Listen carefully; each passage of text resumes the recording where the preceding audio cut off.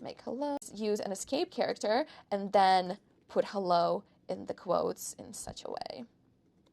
So let's show it, make hello, hello. So now I have my quotes run hello. Let me get rid of this so that we can go back to what we saw before. I'm gonna make hello again, run it, okay, hello world. Now let's go back to our slides and see the next thing we're going to accomplish is let's write a program hello me or hello your name to complete the second set of problem set 0. Going back to CS50.dev now, and let's keep editing just in this file hello.c. So my name is Yulia, and I could just do hello Yulia, right? I'm going to make hello, I'm going to run hello Yulia, right? So there's a trick, like this is it, the program is done. We can now move on to our next challenge. What could we change here?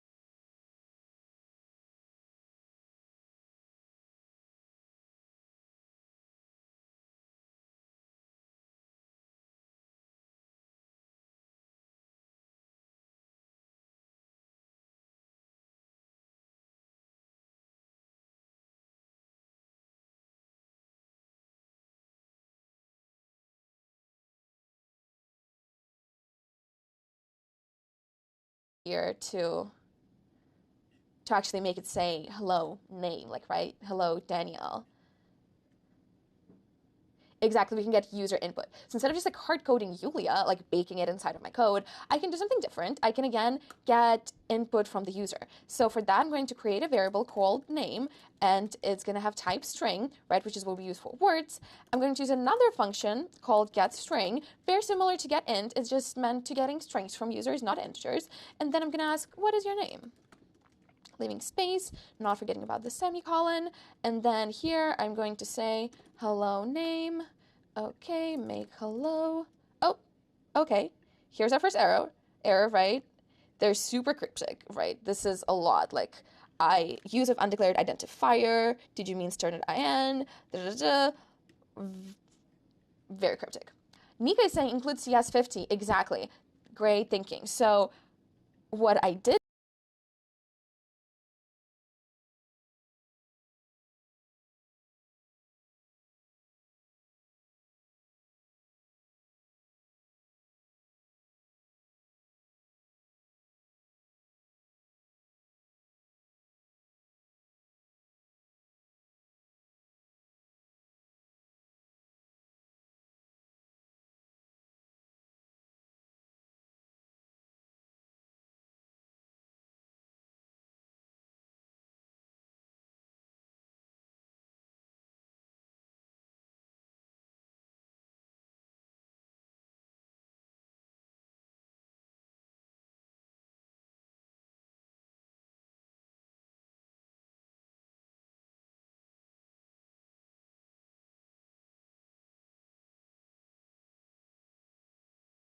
didn't mention earlier when we were talking about getInt is that they're coming from the CS50 library. So for that, I'm going to include CS50.h Okay, and so this will allow us to use now string and get string to get users input. So let's make hello again.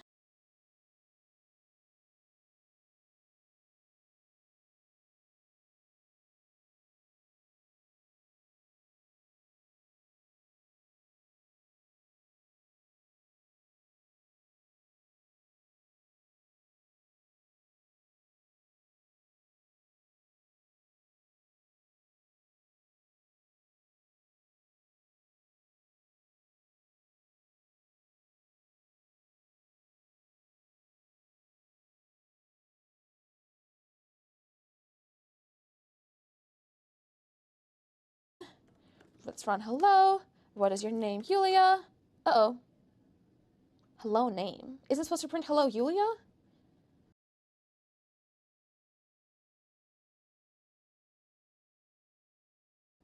What is going on here?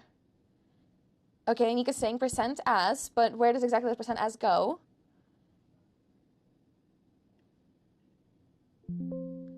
Okay, after me, exactly. Instead of name. Perfect. Yeah, you guys are so good at it. So instead of just baking in, just like string name inside of my input of printf, I actually want to make it like dynamic, right? I want to be able to change it. So for that, I'm going to go back to our like placeholders or these like percent operators, and after the comma I'm going to put name, right? So what I'm saying is the text itself is going to be hello comma space, and then I'm saving a placeholder for a value stored in variable name that is of type string, right? So you see how these pieces are sort of like connecting between each other. String name, variable name is of type string, so we use a percent s operator, right? All these pieces are connected together. So now let's make hello again. Let's run it. What is your name, Yulia? Yay. Okay, so this is going well. Let's try it again. Hello, what is your name? For example, David. Hello, David. All right. So let me scroll. I see some questions in the chat, so let me scroll and see. Gigi saying, can you explain what percent as does? Yeah, totally. So remember how just now when we were talking about integers, right? Like we had our placeholder for I so that we can print out variables calls. So we can't really just like bake in calls equals calls, right? We have to create some kind of like placeholder to have this like dynamic interaction between the variable and grabbing the value. So similar thing is going on here. We want to make sure that we have the placeholder for our variable name so that like whatever user types in, like David, Daniel, Andrew, Bob, doesn't matter. Like we can put it inside of our string that is ultimately in printf. Okay, let's see what other questions we have. All right. Okay, any other questions about this program? Hello me or hello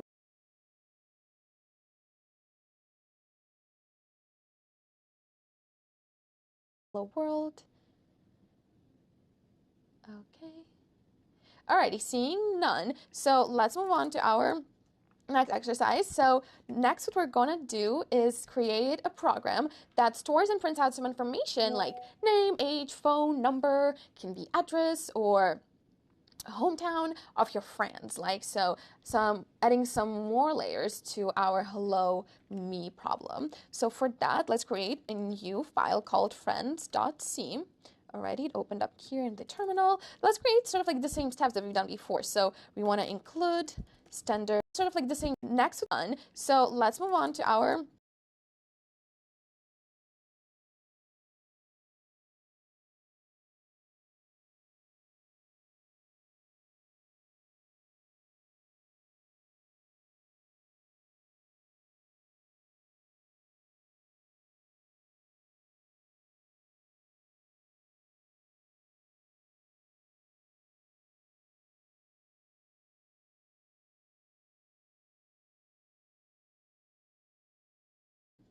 next exercise. So next what we're going to do is create a program that stores and prints out some information like name, age, phone, number, can be address or hometown of your friends, like so adding some more layers to our hello me problem. So for that, let's create a new file called friends.c.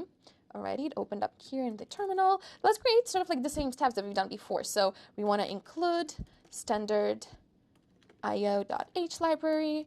We want to have int main void curly braces.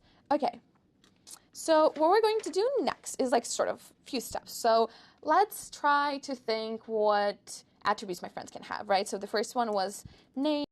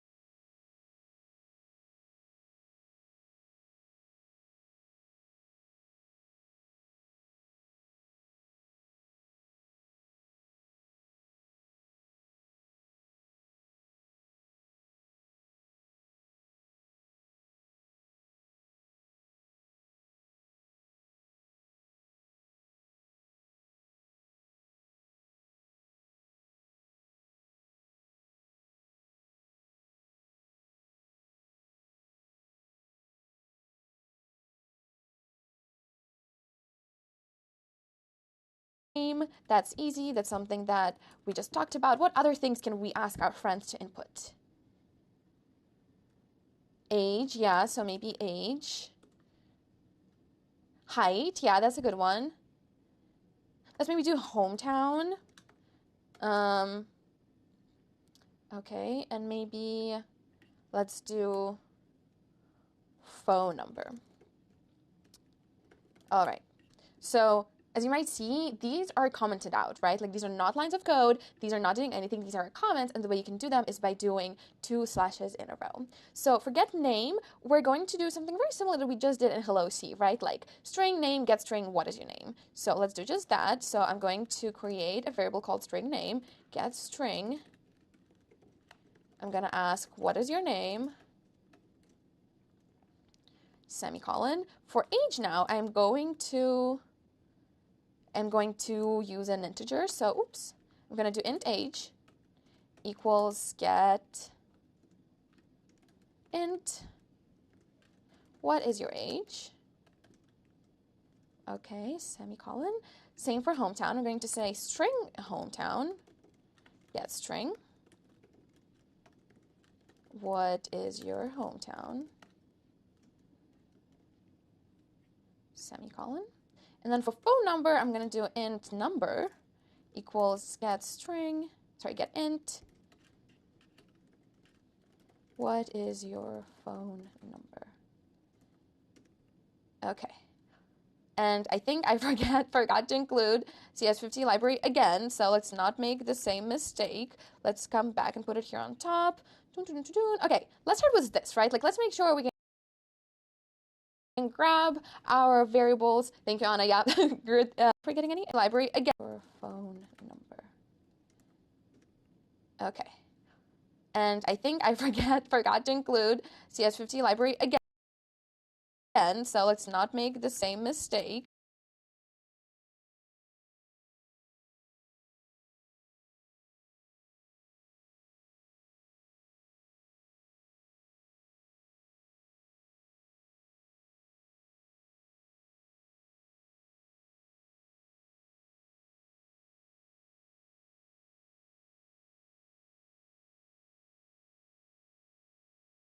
Let's come back and put it here on top. Okay, let's start with this, right? Like, let's make sure we can grab our variables. Thank you, Anna. Yeah, good eyes. Forgot to include the library. So let's make this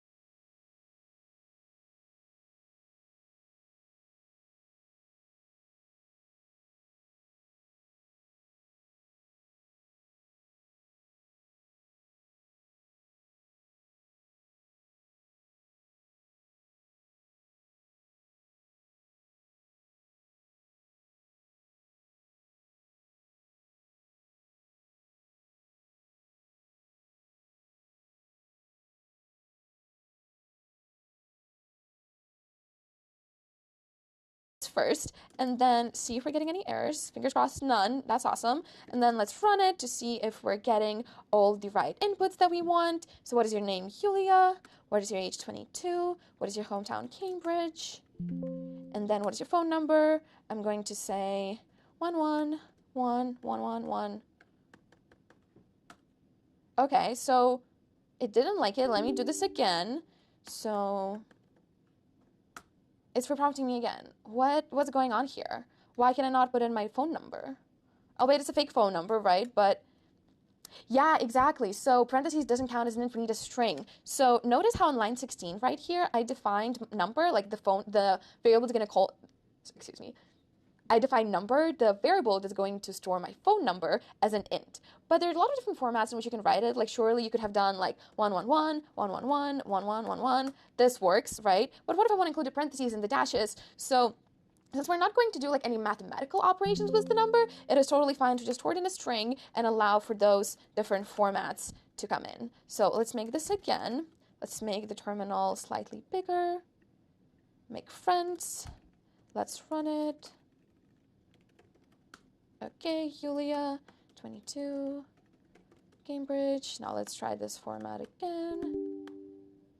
Oh, yay, now it works. Okay, awesome. So changing it to a string did the trick. Now we can put whatever formats we want.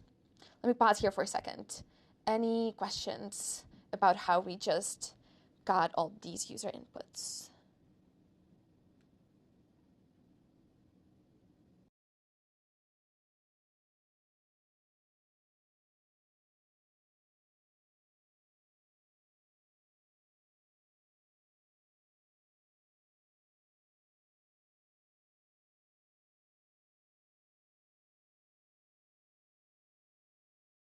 Library again, so let's not make the same mistake.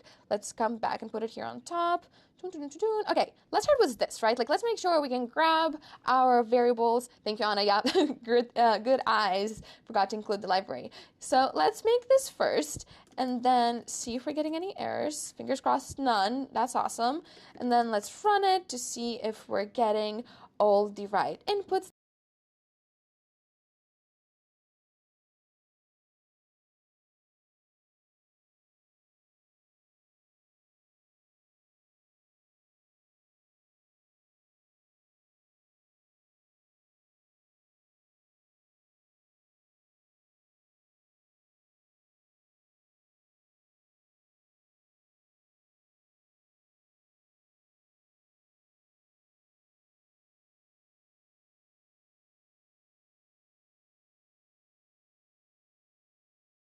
that we want. So what is your name? Julia.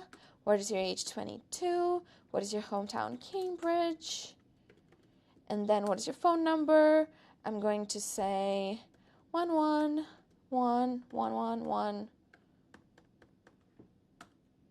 Okay, so it didn't like it. Let me do this again. So it's for prompting me again. What's going on here? Why can I not put in my phone number? Oh wait, it's a fake phone number, right? But yeah, exactly. So parentheses doesn't count as an int, we need a string. So notice how on line 16 right here, I defined number, like the variable is going to call, excuse me. I define number, the variable that's going to store my phone number as an int. But there's a lot of different formats in which you can write it. Like surely you could have done like 111, 111, 1111. This works, right? But what if I want to include the parentheses and the dashes? So since we're not going to do like any mathematical operations with the number, it is totally fine to just store it in a string and allow for those different formats to come in. So let's make this again. Let's make the terminal slightly bigger. Make friends. Let's run it. Okay, Julia, 22, Cambridge. Now let's try this format again. Oh, yay, now it works. Okay, awesome. So changing it to the string did the trick. Now we can put whatever formats we want. Let me pause here for a second. Any questions about how we just got all these user inputs?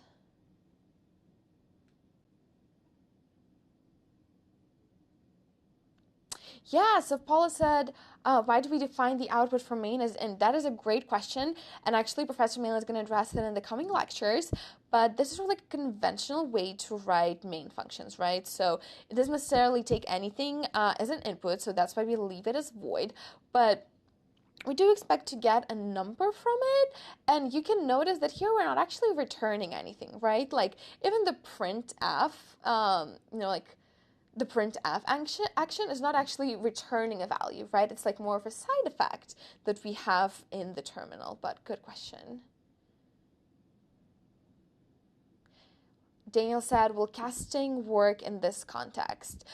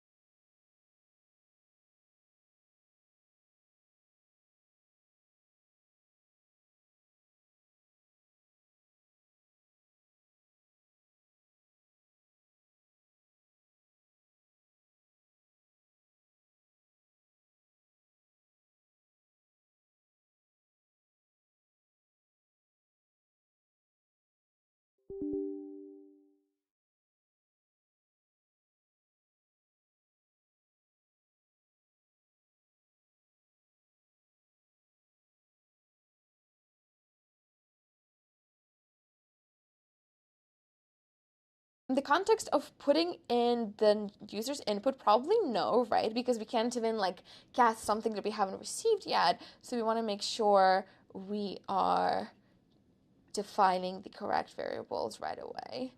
Tatia said when we use two slashes, that's when we want to define, to create comments, right? So like right here, when I'm just leaving like little hints for myself, right? To remember what I was typing.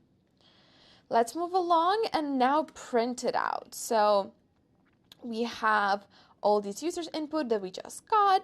Now let's put it all together. So let's create a sort of a lengthy sentence where we're going to say, my new friend's name is %s. And then I'm going to say, comma, %I for age. They are from %s again because I'm using hometown now. And their phone number is %s again, right? So now we sort of like need to match it back together. So the first %s was referring to a name. The next %s was referring to an age. The third one was referring to hometown. And the second one was referring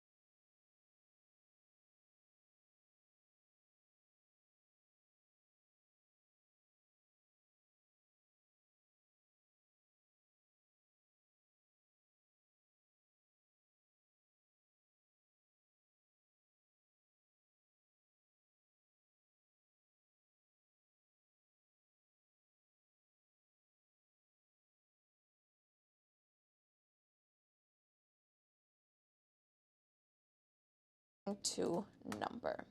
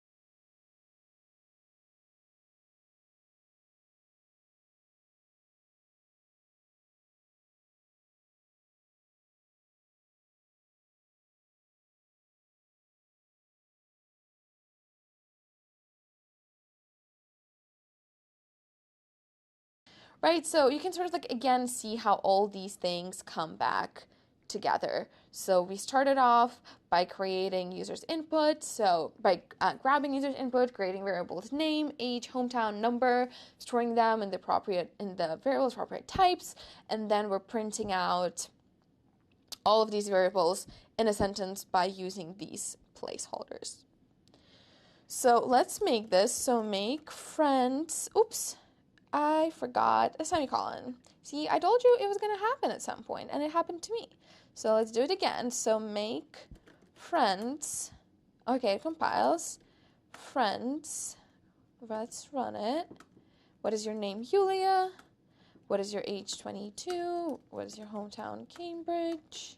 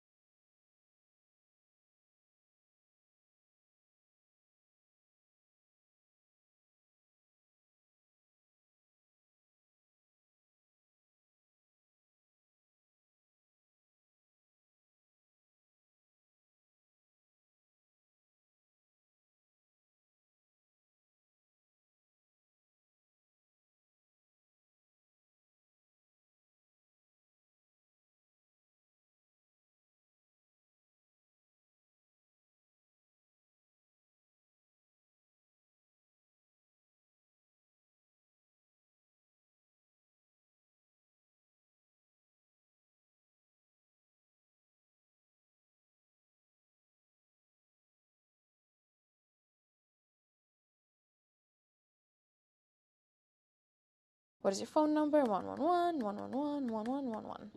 Okay. My new friend's name is Yulia, 22. They're from Cambridge, and their phone number is 1111, lots of ones. Okay, and I think I'm forgetting a new line because I see that my ones are now getting on the next one. So I'm just going to create that here. Let me compile it again. What's your name? Yulia, 22, Cambridge, 111, 111, 111.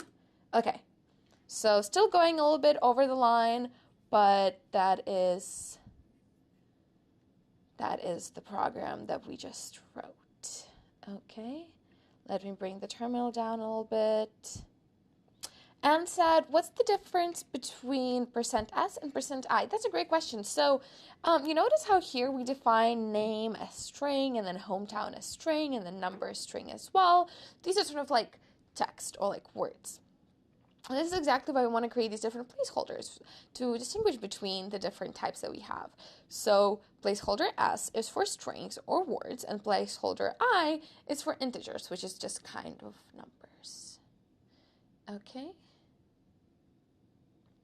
Gigi said, what does make file name do? So when we do something like make friends or make hello, what it does, it takes the machine code, right, and compiles it, it takes the source code and compiles it into machine code, right, so that the computer can actually read it. And we will see different kind of variations of this. For example, Python is an interpretive language, like we don't need to compile it before we run it, sort of like the computer does that for us, but C is a little bit more like lower controlled language, so we want to make sure we are making or compiling the program first before we actually run it. But great questions.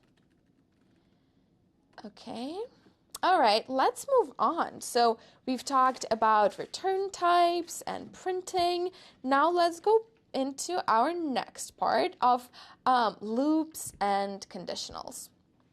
So let's talk about conditionals first, right? So you might see something like this. If calls less than 1, printf call more often, right? But what is actually going on here? Well, again, several components to it, right? It's just like Legos, it's like building blocks.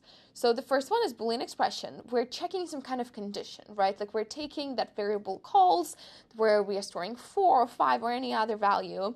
We're checking if it is less than 1 in this case. If the expression is true, we're then going inside of our conditional, right? Like these curly braces that are hugging our printf statement. If the Boolean expression is actually true, we're going to execute this conditional code. So if calls is less than 1, if it's like 0, or maybe even negative, which is probably not possible, but we're going to printf call more often, right? If we have multiple situations that we would like to address, this is where else statements come in. So the first one can still be if calls is less than 1, right? This is our like first condition that we want to check.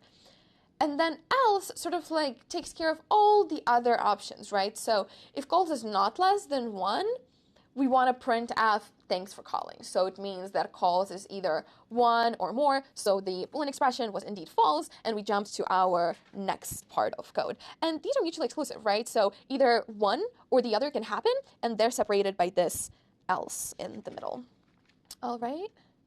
Shahab asked, referring to the previous exercise, in sake of style, is it better to print out every information separate line? That's a great question. Yeah, you could have noticed that my line was getting a little long, right? Like it was kind of going off screen. It depends on the situations, right? Sometimes you want to print out everything in one go, and then with sort of like in the terminal jump between the lines, but sometimes you want to print it out in different printf statements, and that's totally fine as well. All right. Let's move into loops. So next we're going to talk about while loops and for loops. And let's start with while loops. Again, we're going to break down some of the components. And the first one that we have going top to bottom is initialization, right? So we're creating this variable I, and we're setting it to 0. That's going to be our count, right? Like it's going to be the variable that helps us make sure we're doing the right number of repetitions or loops. So the next part is Boolean expression, right? Like something that we just saw. The comparison is going on, right? We're going to get either true or false. And if it is true, we're going to go into our next chunk, right? Like in the code that is hugged by these curly braces. So if the Boolean expression is indeed correct, we're going to go inside of our while conditional, and I'm missing a step here. We are first going to go into printf, right? we're still going top to bottom. So we're going to do printf, we're going to print out I in the first iteration, right, it's going to be 0, and then we're going to increment bumping an I by 1, and then going into the Boolean expression again. So let's visualize it. So right, again, let's go back to our boxes. Let's try to picture these things in our heads. So again, we're starting with int I equals 0. We're creating this box. We're storing value 0. Second part is I less than 1. And it's sort of like this message or idea that is going on. Like, right, nothing gets printed out, nothing gets returned or changed in this step, but it's still a step that we need to make. So we're asking ourselves, is I less than 2? And I is less than 2, it's 0. So then we're going inside the curly braces. We're going to printf, right, print out the value that I currently has, which is 0. And next step, we're going to increment I by 1. And as someone said before, another way to do it is I++. Both formats are correct. Next, we're going to go back to our Boolean expression. Note that we're not going back to int I equals 0. Like, we've done that step, we're past it.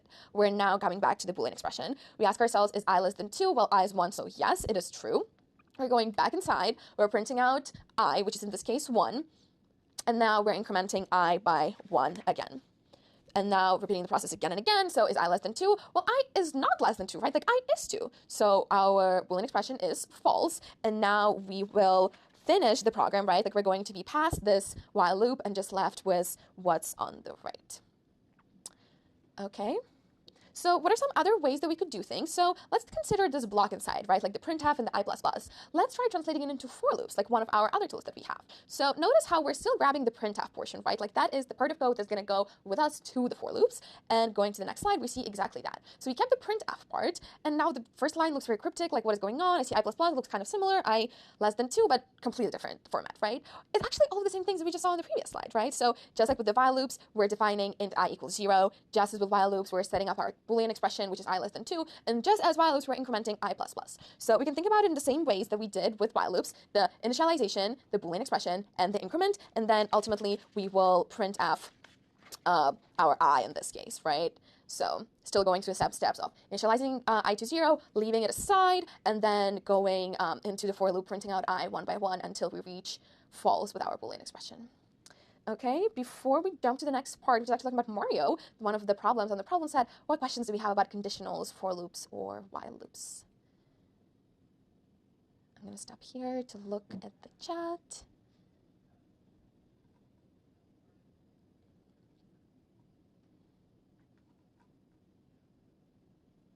What is the do loop syntax? I think you're referring to the do while loop, and we'll actually see it in just a second because we're going to talk about it as we're writing Mario. Good question. Any other questions about for loop, conditionals, while loops? Yeah, so Remy says, what to use what in these? So it really depends on sort of like what you're trying to accomplish. And as you saw, they're pretty interchangeable. We can use either while loops or for loops. Either or is fine. But the way that I like to think about it, you want to use for loops when you know the exact number of steps you want to take, right? Like you know that you're going to take 2 steps. You can set the Boolean expression correctly and easily. And with the while loops, it's like a more fluid, right? Like in this case, right, it is very similar. We can translate while loop into the for loop easily, but sometimes we don't know the exact like I is less than 2, right? Like maybe it's some other condition. Maybe it's like, is it empty? Is some variable empty, or like have we reached like the end of something? So with while you have more freedom to play around with different Boolean expressions that you want to set, versus for loops are more strict in that sense. Like, right, you have to have like 2, 3, 4 count. All right, so let's move on and let's talk about Mario, which I think is everyone's favorite problem set, and it's a lot of fun. But the problem at hand that we have is that if you are not familiar, Mario is a video game where a character called Mario hops around this imaginary world that is built of like bricks and other things. So one of the images from the game is sort of this like pyramid, right? That goes like dun, dun, dun, step by step, which is exactly what we'll try to build today. So we will not build such a fancy image as we see here, but we would want to build something like this, right? Like a right-sided pyramid that goes up in a similar way as it does on the image. But let's start with a left-aligned pyramid first. Like this will be a little easier to tackle. And for that, let's go back to our VS Code. I'm going to clear the terminal and I'm going to create, I'm going to create a new file called Mario. All right, I'm going to close these friends. I'm going to clear the terminal. Okay,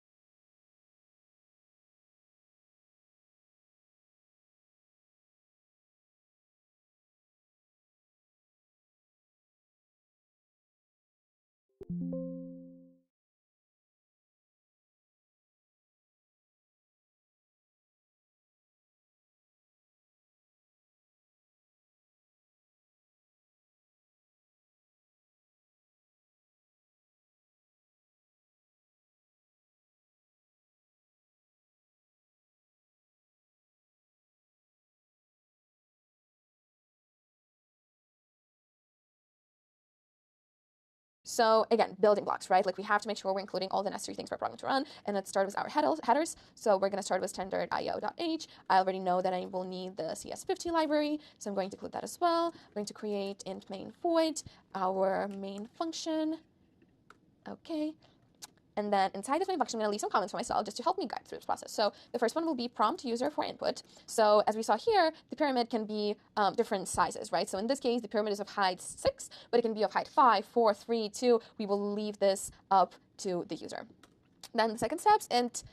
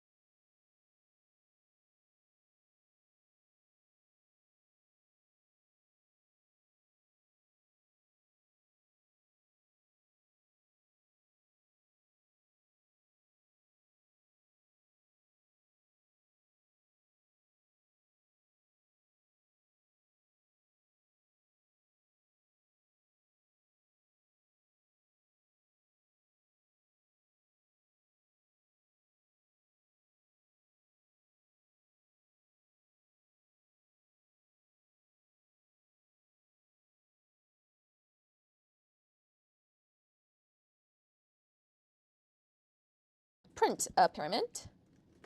Print a pyramid of that height. Oh, so many typos. All right. Well, this is simple, right? 2 steps. Why do we make such a big deal out of it, right? It's just 2 steps, but it takes time, right? Like it takes, again, building blocks and components to make this work. So the first one we've tackled before, so we can deal with this right away. So let's call it int height, and I'm going to prompt my user for an integer, and I'm going to say, what is the height of the pyramid? Question mark, leave space, semicolon. Okay.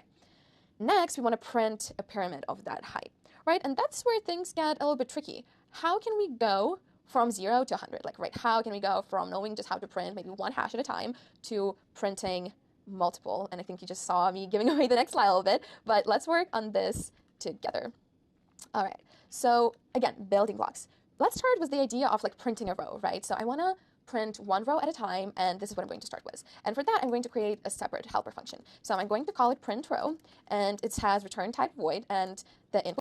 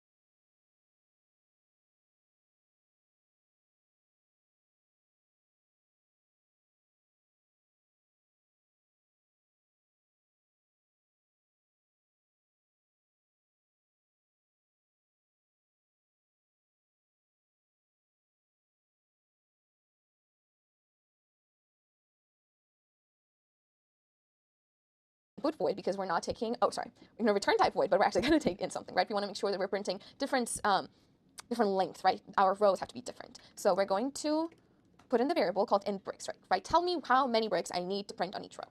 And here, what I'm going to do is printf hashtag, right? Okay.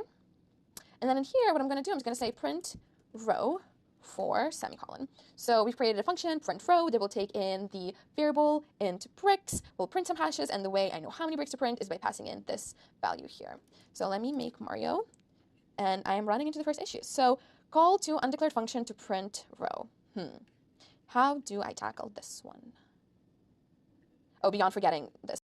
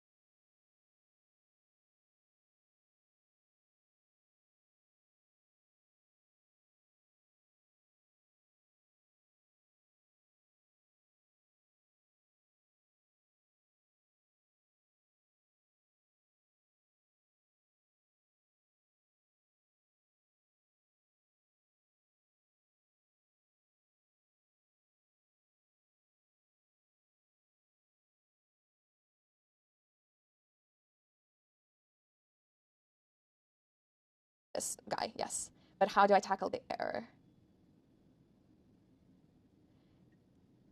Exactly. I also need to make sure I prototype it ahead of main. So what I'm going to do, and as Professor Millen says, this is the only acceptable time that you can copy paste in CS50, but I'm going to copy this guy and put it on the very top before my main even starts. And the reason I'm going to do that is because I'm going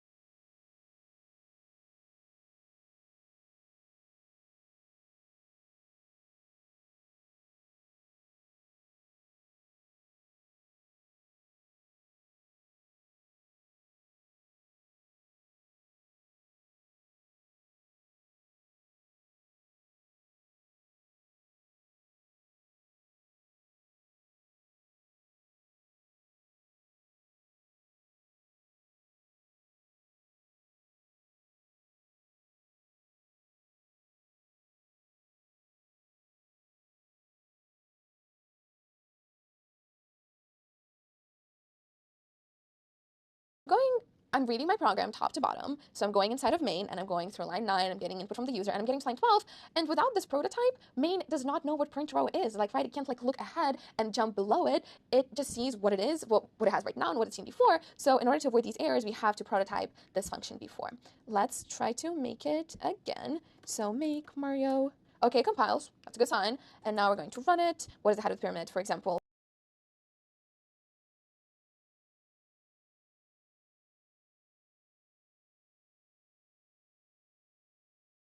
5.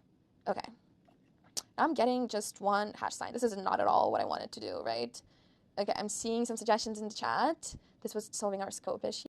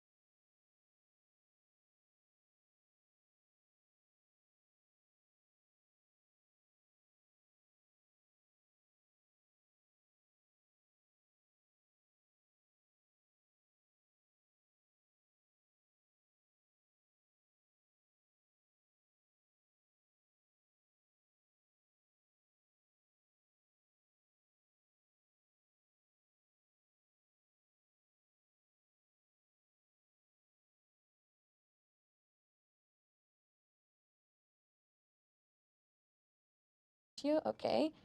Someone seems to put the entire solution in the chat already, but let's take it step by step, okay? So right now I'm just sort of like printing our hash once. What I really want to do is have some kind of for loop, right? Like do it multiple times. And for that, I'm going to do just this, int I equals 0, right? This is how we initialize it. We're gonna print out like some number of bricks, right? And bricks is exactly the variable that gives us that information. So I'm going to set I less than bricks.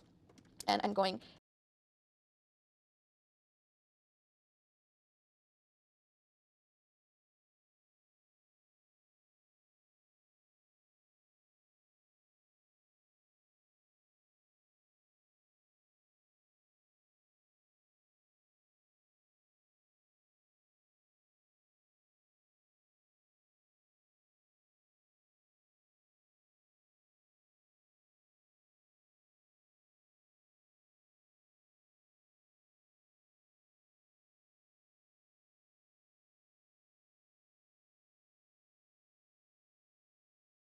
increment I at every step. I'm going to move printf hashtag inside of the for loop, indent it. Let's make Mario again. Okay. Height of the pyramid, let's say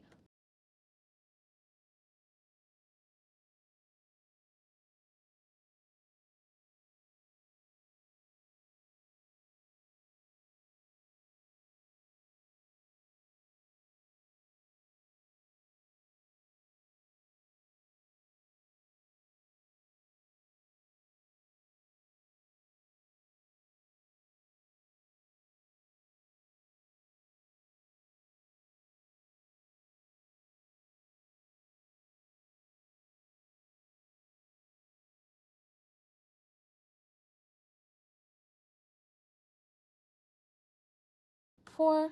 Okay, it's printing out 4 hashes, so that's a good sign. But what if I want to make 5 hashes? Still printing out 4. Where is my mistake here? Why does it keep printing out 4 hashes even if I put 5 as a user? Any suggestions? So I can see that, yeah, exactly. I have print row 4. So I don't want to hard code the number, right? Like I want to make it dynamic. So I'm going to change it to height. In this way, whatever user input puts in, I will be able to dynamically change that. So let's make Mario again. And let's run it. What is the head of the pyramid? Let's say 6. And I'm seeing 6 hashes. Okay, that's a good sign. But again, I'm missing the new line, right? Like that's just so annoying. So I'm going to go in here and create a new line. And so I'm going to make Mario, what's head of the pyramid? 5.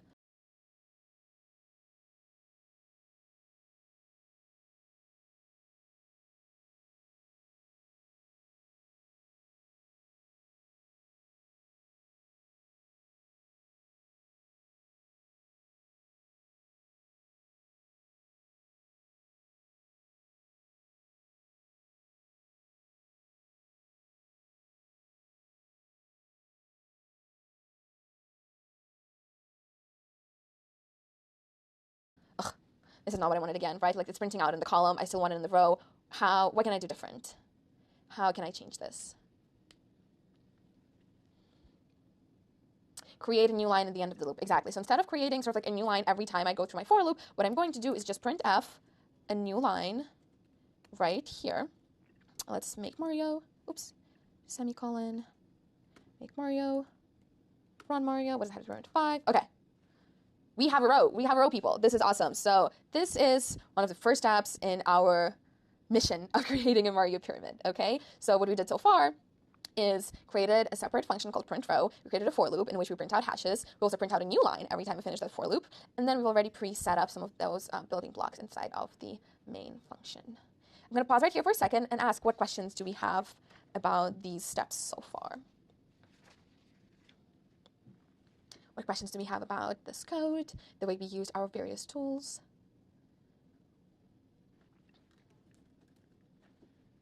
Any questions about this so far? All right, seeing none. So let's keep moving along. So let me just run this one more time to illustrate what we're tackling here. So right now I'm just printing out one row at a time, right? But I want to have this like a stepping stone construction, right? Like I want to have multiple rows. So how can I do that? Well, we're going to make use of the for loops again. So instead of just calling print row function one time, we can call it multiple times, again, using our for loops. So in here, I'm going to create for int I equals 0, I is less than height, I plus plus, and then inside of the for loop, I'm going to move this line of code right here.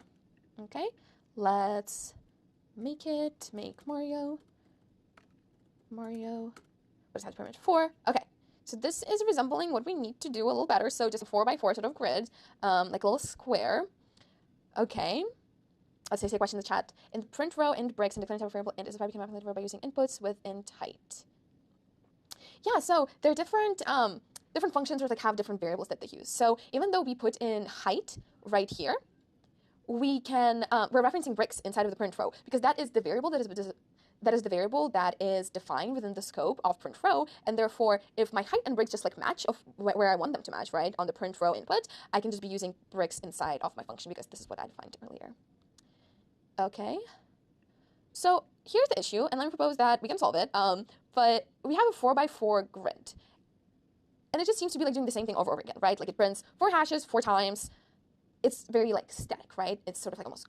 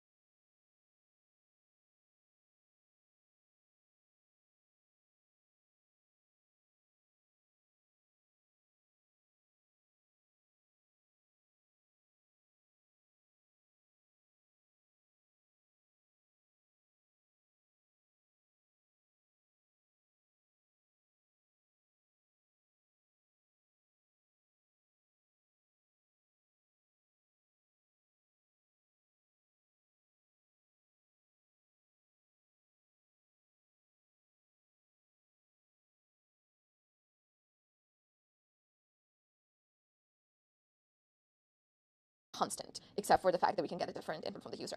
How can we make it more dynamic, right? What is the variable inside our main function that will give us this like dynamic option? What is the variable inside our main function that keeps changing with every iteration. Remy said replace height with I. Exactly. So you can notice that inside of our main function, we have two variables, height and I.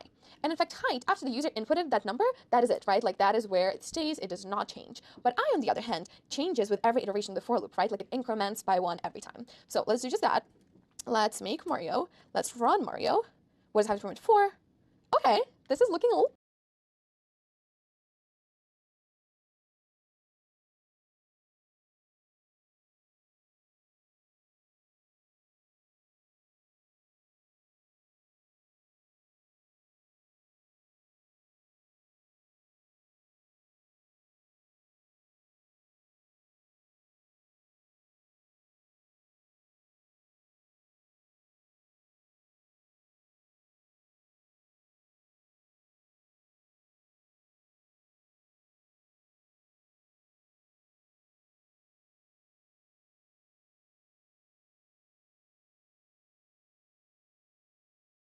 better, but I would say that I'm still missing something.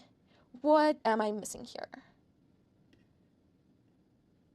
The height determinant is supposed to be 4, so I should see 1, 2, 3, 4, but I'm just seeing 1, 2, 3. I'm missing one row. Yeah, exactly. But how do I fix that? Like, how do I make it 4 rows where I needed? Any suggestions of how we can change this code? Okay, so seeing some options. I is less than height plus 1, okay. But I also just like stop it, right? But like I'm missing something on the very first row, right? Like I'm not printing out anything on the first row. So maybe we can notice that in the beginning, we initialize I to 0, right? Like this is where we initialize for the first time, I is equal to 0. So when I do print row for the first time, I'm actually doing print row 0. So naturally, it's going to go inside of the print row function, and it's going to be I is less than 0, but wait, int I equals 0, I is less than 0, right? Like this will not work. So on the first iteration, print row function is actually not going to print anything. So we need to make some changes. And for that, to solve that, we can do I plus 1, right? So instead of starting at I equals 0, we can start at I 1.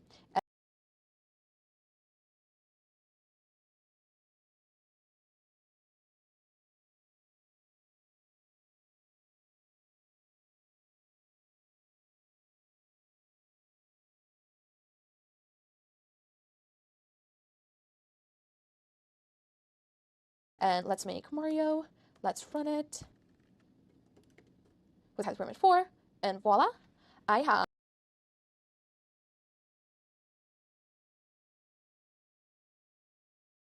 my left-sided pyramid that goes 1, 2, 3, 4, right?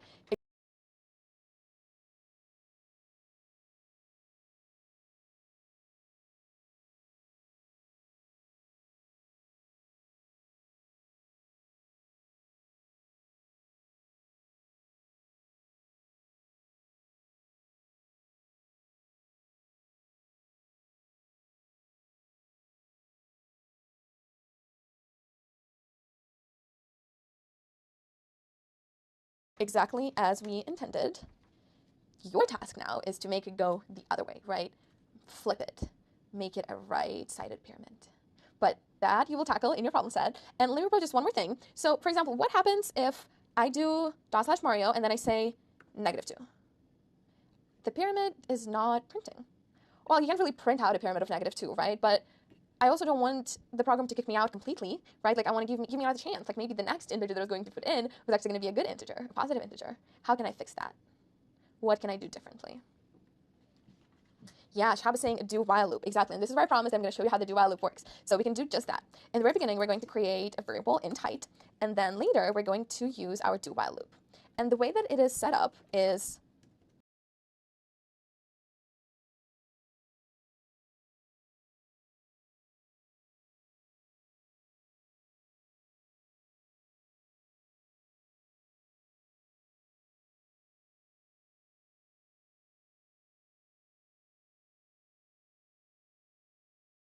a little quirky, right? A little different from what we saw. So first, you're going to define the do action, right? Like something that has to happen.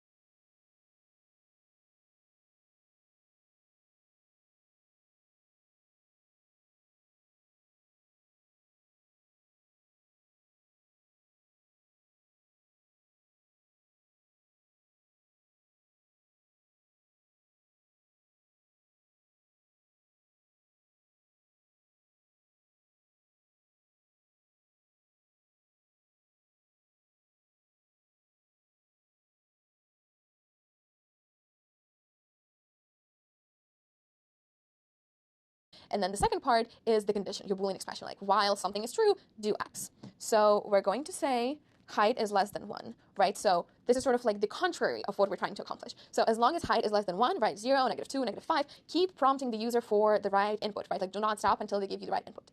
So I'm going to move this guy inside of the do while loop. I'm going to delete int in front of height because we've already done that on line 9. And I'm going to make it, so make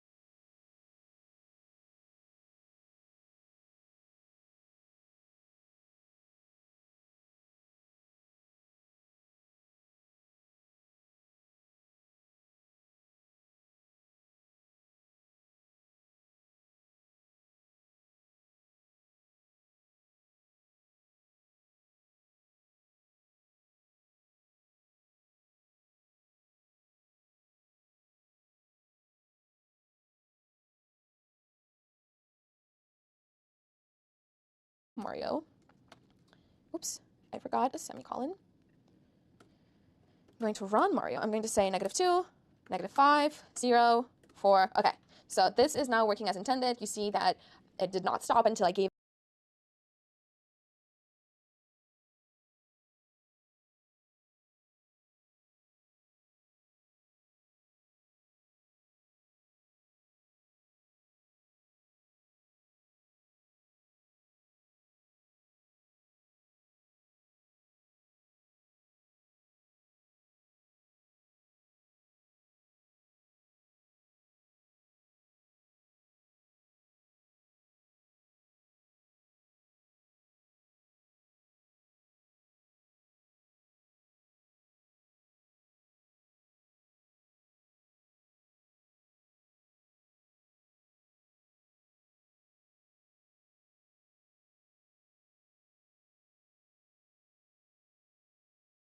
it the right input, it kept reprompting me until I gave it the right thing. Any questions about Mario, the do while loops, for loops, sort of like the logic of how we arrived to this solution?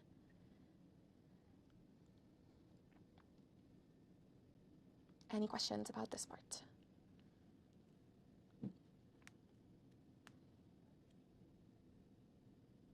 Yes, I can go to the bottom. Any questions at all? Alrighty, seeing none. So let's go back and actually do a quick recap, right, of the print row function. So I know we just wrote it and we already talked about it. Let's briefly consider again what are the components that go into it. So we had our setup of void print row in bricks, right? We're printing out one row of bricks at a time. And again, just a good habit of breaking down things as you go. So the first part is return type, right? As we said, print row does not return anything, it just has a side effect of printing something. Then the function name, print row, which again can be whatever you choose it to be. Then the next is input, right? Int bricks is what we pass into our print row function. And then lastly is some kind of like action that we're going to take, which is print row of bricks. And again, coming back to our like visualization, our boxes. So if print row is a box, right? And something is happening here. So what we pass into this box is bricks, right? So it is the variable that we grab from the user or that we like defined earlier in main. We pass it into print row, and what we get out of it is a row of bricks, right? Depending on the size of it. So more specifically, if we had if bricks equaled 3, right? 3 bricks, what we get out is these 3 hashes in the end of using print row function. All right, this was a lot, so I'm going to pause again and ask if folks have any questions about return types, printing, placeholders, for loops, conditionals. Mario, we've done so many things today. So if you have any questions at all, please feel free to type them in the chat in the next minute or so.